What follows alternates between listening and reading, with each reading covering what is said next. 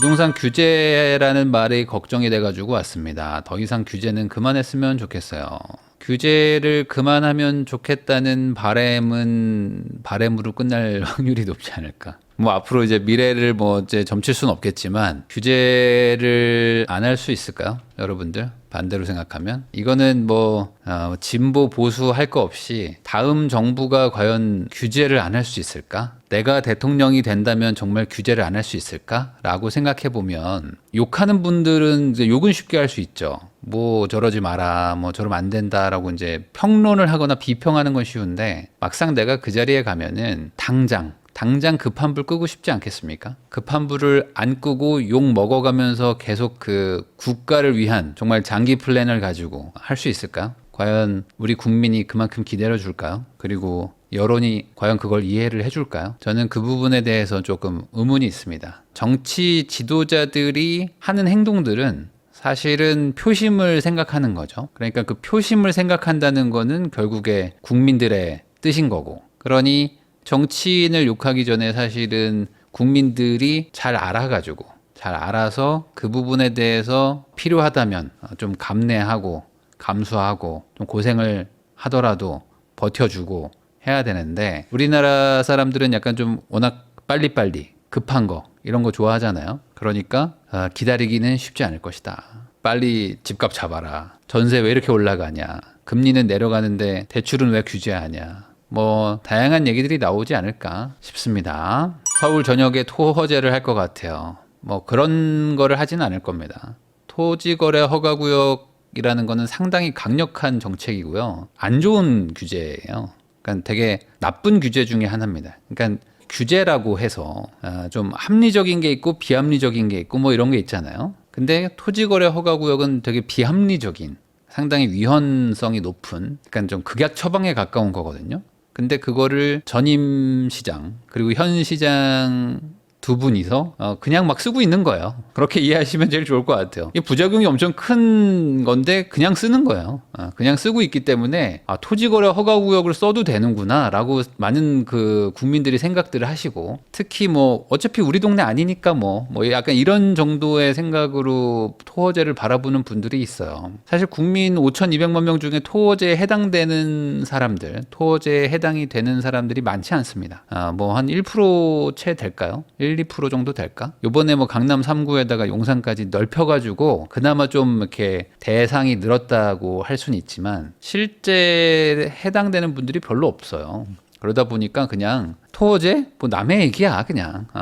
옛날에 15억 초과 대출 0이었잖아요. 0. 15억 넘는 아파트는 대출을 안 해준다 그랬습니다. 그게 사실 얼마나 말도 안 되는 정책입니까? 14억 9,990원은 대출을 해주고 15억은 대출을 안 해주고 그게 뭐야? 그게 무슨 차이예요? 무슨 기준이야 도대체? 기준도 없어요. 그냥 15억 넘으면 안 해줘요. 그런 것 같은 거죠.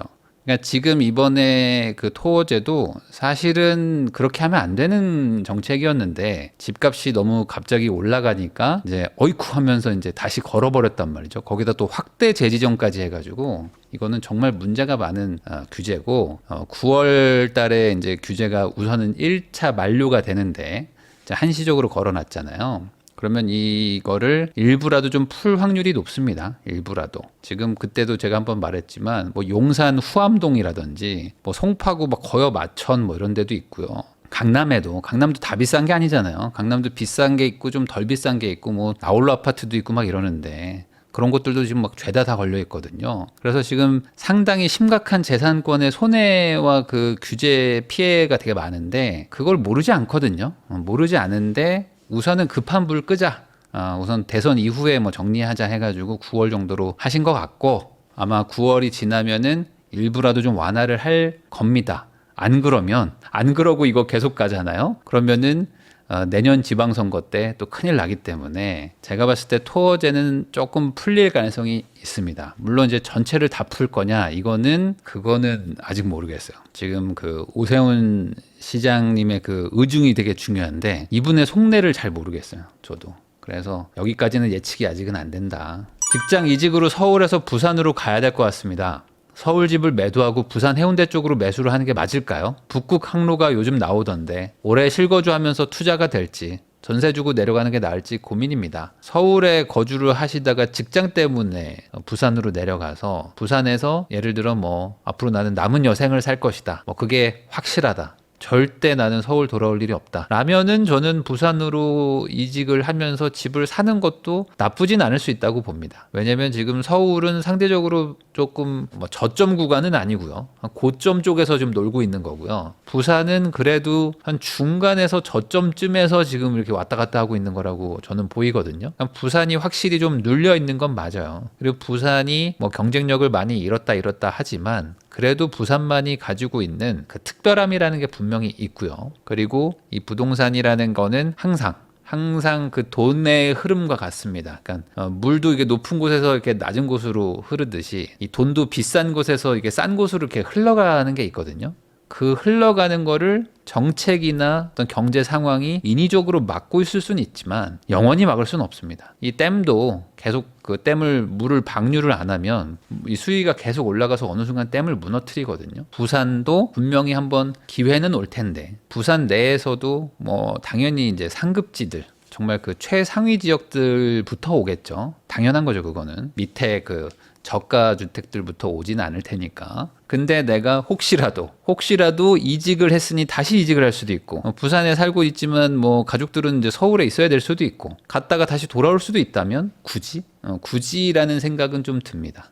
왜냐면 이제 과거의 데이터가 부산과 서울을 보면 확실히 그래도 격차가 점점 벌어지고는 있어요. 벌어지고는 있다. 그러니까 서울에 가지고 있으면서 부산에서 거주를 하는 게 우선은 디폴트인데 말씀하신 것처럼 뭐 북극 항로니 뭐 북항 뭐 재개발이니 해가지고 부산도 지금 뭐 돈 많이 써가지고 이렇게 개발을 하려고 하는 게 많이 있긴 있어요. 그러니까 그 개발 프로젝트대로 잘만 되면 부산도 저는 한 번은 기회가 올 거라고 봅니다. 근데 그게 잘 될지 안 될지는 아직 뭐 미지수가 많고 그리고 이제 북극 항로도 되겠지만 실제로 배가 다니는 거 보고 나서 가도 뭐 늦지 않으니 대안이 있다면 굳이 거기에 올인할 필요가 있겠느냐 정도가 현실적인 투자 전략이지 않을까 싶습니다. 물론 이제 극단적으로 내가 한번 어디 하나 올인해가지고 맞추면 더 벌겠지만 굳이 그럴 필요가 있는가라는 생각을 해봐야겠죠. 지방 낡은 거 샀다가 못 판다.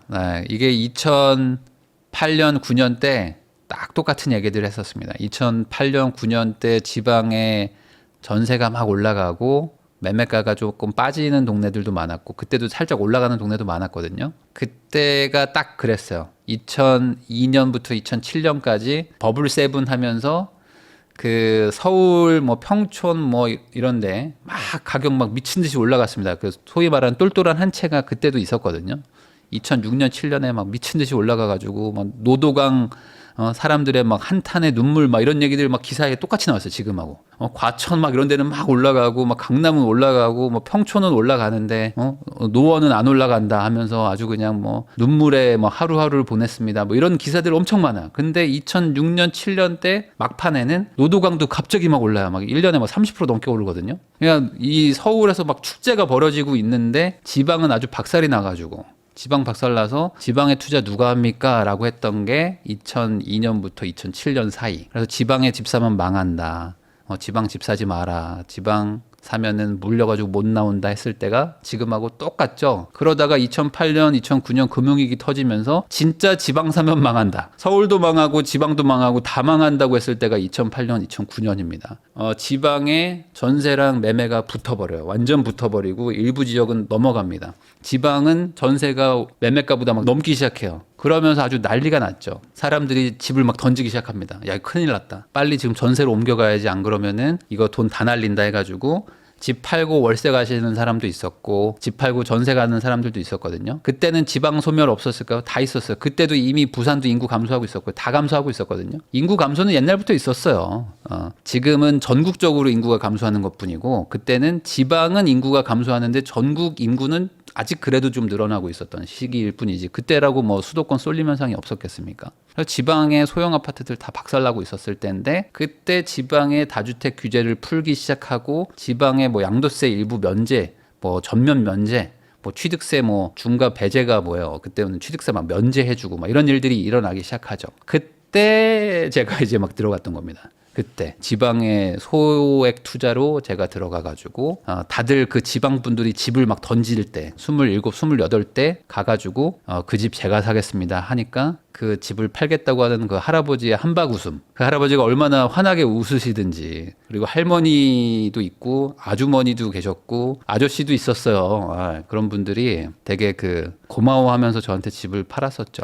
그리고 나서 전세 폭등, 매매가 폭등, 뭐 이런 것들이 막 순식간에 일어납니다. 언제까지? 2014년까지. 그리고 15년부터 다시 쭉 빠지기 시작하죠. 그리고 15년도부터 서울이 다시 뜨기 시작하는데 수도권이 다시 달리기 시작합니다. 그러고 나서 지금까지 온 거예요. 그러니까 여러분들이 생각하는 게 틀리지 않고, 그리고 지방에 기회가 많지 않은 것도 맞는데, 근데 이거는 또 어떻게 될지 모르는 거예요. 어떻게 될지.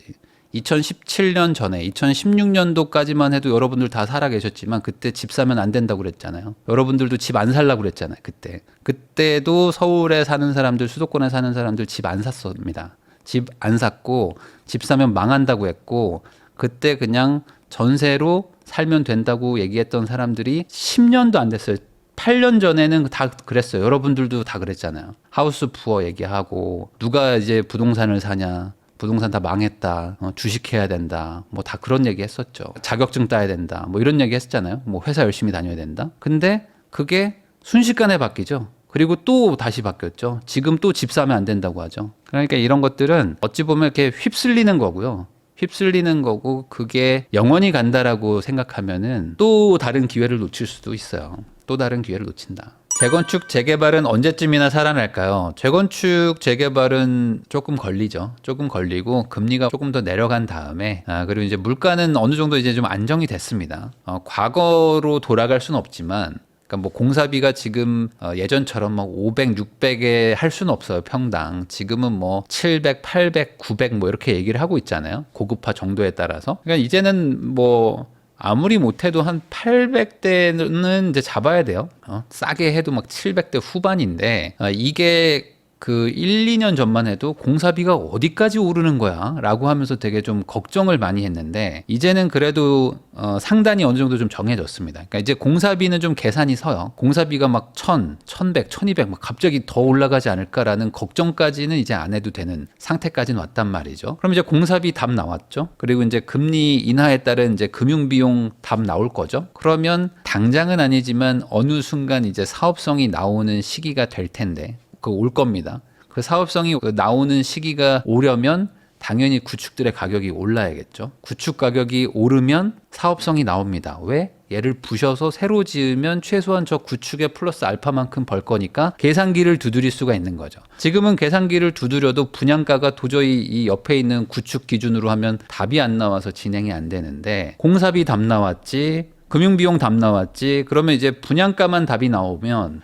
재건축은 시작이 됩니다. 거기에 추가로 이제 정부가 규제를 조금 풀어주고 뭐 용적률을 조금 완화해주면 답이 조금 일찍 나오겠죠. 일찍. 근데 정부가 어찌됐든 간에 지금 현재는 진보 보수 할 거 없이 공급을 하겠다고 하잖아요. 공급을 하겠다고 하면 처음에야 뭐 공공임대도 하고 뭐 이래저래 한다고 하지만 잘 안 되면 마지막엔 어쨌든 간에 뭐 공급할 데가 뭐가 있겠어요. 신도시 아니면은 재건축, 재개발 완화지 뭐. 근데 재개발, 재건축 완화를 안 하면서까지 끝까지 버틸 수 있을까? 그 부분은 좀 애매한 부분이 있어요. 이건 물론 뭐 정치 성향에 따라 좀 달라질 수는 있지만 그래도 조금 완화되는 분위기로 가지 않을까. 완화가 뭐냐면 세금을 좀 깎아준다든지, 뭐 용적률은 뭐 일부라도 조금 개선을 시켜준다든지, 뭐 상가 비율 요즘에 많이 낮췄거든요. 그러니까 원래는 이제 상가 같은 거를 지어야 되는 비율도 정해져 있어요. 근데 그런 것들도 좀 낮춰주고, 용적률도 조금씩 뭐 허용을 좀 늘려주고,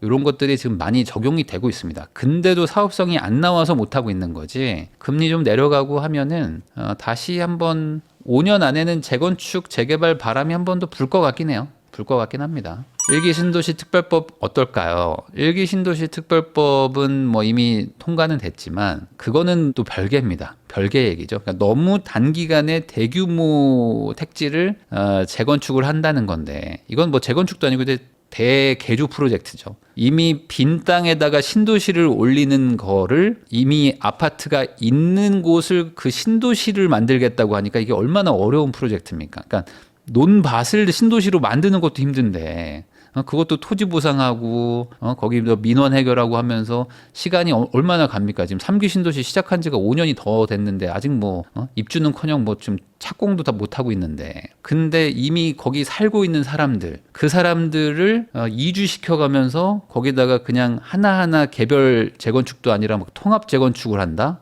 갑자기 집을 막 옮겨가지고 여기 살던 사람들 저쪽 가서 살으라고 한다? 여기 있는 임대 아파트를 뭐 여기로 옮긴다? 뭐 이게 될까? 이게 쉬운 얘기가 아니거든요. 초장기 프로젝트로 뭐 20년, 30년 걸쳐서 하겠다 하면은 뭐 가능할 수도 있는데 지금은 그것도 뭐 10년 안에 다 해버리겠다고 하니 여기는 또 여기대로 문제가 있다. 그러니까 너무 거창한 프로젝트를 하면은 아예 시작도 못하는 경우들이 생기는 거죠. 그거 아시죠? 이 재개발 재건축도 사업성이 너무 좋으면 진행이 안 돼요. 사업성이 좀 애매한 곳들이 오히려 진행이 잘 되거든요. 왜냐면 사업성이 애매하다는 걸 모든 조합원들이 인지를 하면 그때는 우리가 뭔 욕심을 내냐. 그냥 빨리 하자. 빨리 하고 이거 정리합시다. 이런 생각으로 진행이 되는데 사업성이 좋은 곳들은 그러니까 위치가 되게 좋고 뭐 용적률도 낮고 뭐 대지 지분도 많아. 막 그러면 뭐 하나 하려고 하면 그 정도로는 안 된다. 더 멋지게 해야 된다. 더 좋게 해야 된다. 더 높게 해야 된다. 근데 분담금은 안 낸다. 뭐 이런 식으로 막 계속 가거든요. 그러면 진행이 안 되는 거예요.